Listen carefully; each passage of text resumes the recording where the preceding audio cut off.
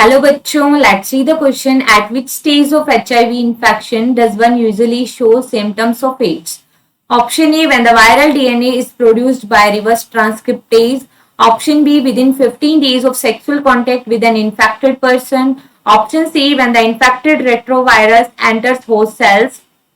Option D, when HIV damages large number of helper T lymphocytes. Let's see. देखो, HIV क्या है? It is the immunodeficiency virus. क्या cause करता है? AIDS, acquired immunodeficiency syndrome. हमें बताना है कि कब सिम्टम आते हैं. तो देखो, हम देखते हैं कि जो HIV वायरस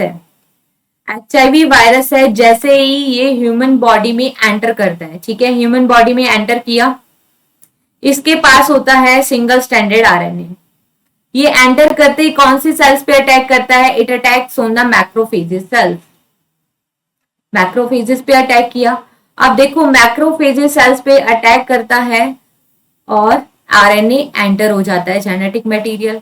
अब देखो, आरएनए से ये क्या फॉर्म करता है? डीएनए फॉर्म किया. आरएनए से डीएनए फॉर्म किया. डीएनए फॉर्म करता है आरएनए से, तो यहाँ पे इसके लिए जो एंजाइम चाहिए that is the reverse transcriptase enzyme. ठीक है. अब देखो, ये जो वायरल डीएनए फॉर्म हुआ है ये मैक्रोफेजेस सेल के डीएनए के साथ क्या हो जाता है? इनकॉर्पोरेट कर लेता है. और जैसे जैसे ये मैक्रोफेजेस सेल्स मल्टीप्लीकेशन करेगी तो ये वायरल डीएनए भी क्या होगा? मल्टीप्लीकेशन होता जाएगा एचआईवी वायरस. तो इससे क्या होता है? बहुत सारी कॉपी प्रिपेयर हो जाएंगी एचआईवी वायरस की.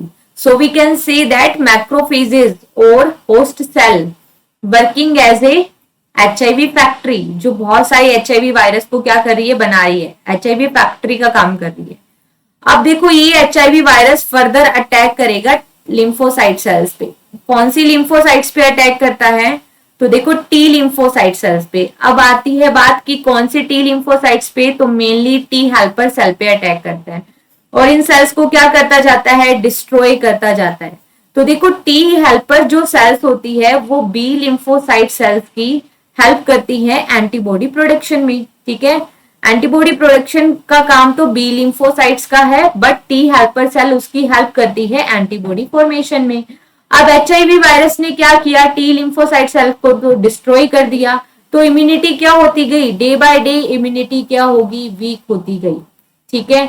तो देखो कि जब एचआईवी वायरस ने होस्ट सेल पे अटैक किया तो कोई भी सिम्टम नहीं आएगा, लेकिन ये जो एचआईवी वायरस है ये कंटिन्यू धीरे धीरे डिस्ट्रॉय करता है लिम्फोसाइट सेल्स को. और जब लिम्फोसाइट सेल्स का नंबर बहुत डाउन हो जाता है, लेस देन 200, तो क्या होता है? सिम्टम नजर आने लग जाता है. देखो, अल्टीमेटली कैसा सिम्टम कि कोई उस पेशेंट की जो बॉडी है वो इतनी वीक हो जाती है कि वो कोई नॉर्मल डिजीज को भी टॉलरेट नहीं कर पाएगी. वो हाईली रिस्की हो जाएगा अगर उस पेशेंट को हल्का सा भी कोई अगर बैक्टीरिया इन्फेक्ट कर गया. नॉर्मल उसको कॉमन कोल्ड भी उसके लिए क्या हो सकता है? रिस्की हो सकता है, क्योंकि उसका इम्यून सिस्टम बहुत वीक हो गया. तो उसका इम्यून सिस्टम जब वीक होगा तब सिम्टम आना स्टार्ट होगा. तो देखो, जब एचआईवी वायरस एंटर किया बॉडी में और इतनी प्रोसेस होने के बाद जब सिम्टम आया तो इस बीच के टाइम को कहते हैं इंक्यूबेशन पीरियड. तो देखो, जो एचआईवी वायरस का इंक्यूबेशन पीरियड होता है ये होता है अराउंड 5 to 10 ईयर और मोर देन इट. मतलब कई सालों के बाद उसके सिम्टम नजर आएंगे. दैट्स व्हाई एचआईवी वायरस इतना इन्फेक्ट कर देता है कि एड्स के लिए till now note vaccination is available, क्योंकि इसका इंक्यूबेशन पीरियड बहुत लंबा होता है और तब इसके सिम्टम नजर आते हैं. अब हम पढ़ते हैं ऑप्शंस को. देखो, ऑप्शन ए में गिवन है when the viral DNA is produced by reverse transcriptase.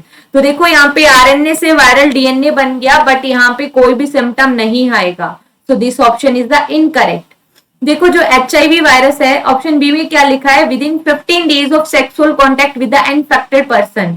देखो, ये एचआईवी वायरस है, ये ड्रॉपलेट इन्फेक्शन है, ठीक है, जो सेक्सुअल कॉन्टेक्ट से भी फैल सकता है, लेकिन इसका इंक्यूबेशन पीरियड बहुत लंबा होता है. 15 डेज में ये सिम्टम शो नहीं करता.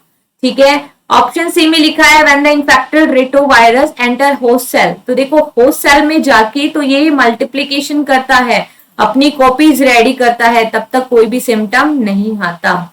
ठीक है। ऑप्शन सी में देखो क्या लिखा है, when HIV damage large number of helper T cell, बिल्कुल सही बात।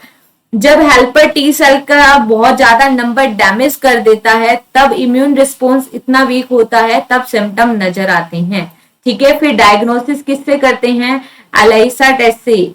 ठीक है, एंजाइम लिंक्ड इम्यूनोसॉर्बेट ऐसे, अगर ये टेस्ट कंफर्म हो गया तो इसके लिए फिर क्या की जाती है, वेस्टर्न ब्लॉटिंग।